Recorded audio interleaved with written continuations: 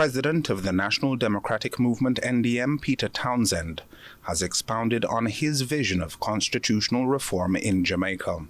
First, highlighting his dissatisfaction with the prevailing Westminster model, pointing to increased voter apathy, evidenced by a steady decline in voter turnout as part of the proof of system fatigue.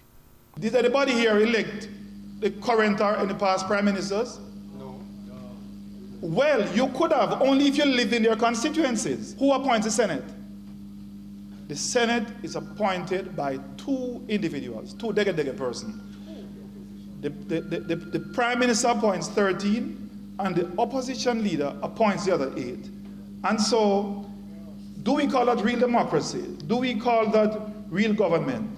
So we need a real reform of our constitution in which that old order must go. The attorney at law also suggests the ballot for future elections and the promised referendum on the removal of the British monarch as head of state must consider the following principles. A system of meritocracy, a system where people get positions based on their qualification and on their merit.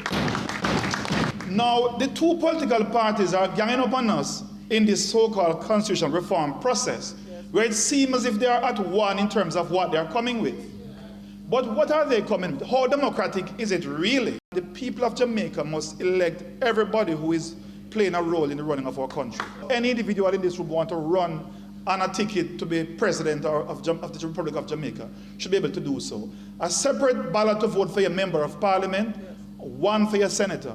Your senator should be elected on a proportional representation or a direct vote parish-wide. But this appointment thing, where friend and company, right, and all the nepotism, and all the corruption where people owe people favor because they put them in these positions. They serve them and not the people. The NDM leader, who was speaking at the recent Jamaica Patriotic Movement Conference 2023, also described a possible option to involve the diaspora in the historic reforms. We believe that they should have a right to vote in the presidential election, but not for the legislature, because they don't live in our constituency here. Joel Crosskill, CVM Live.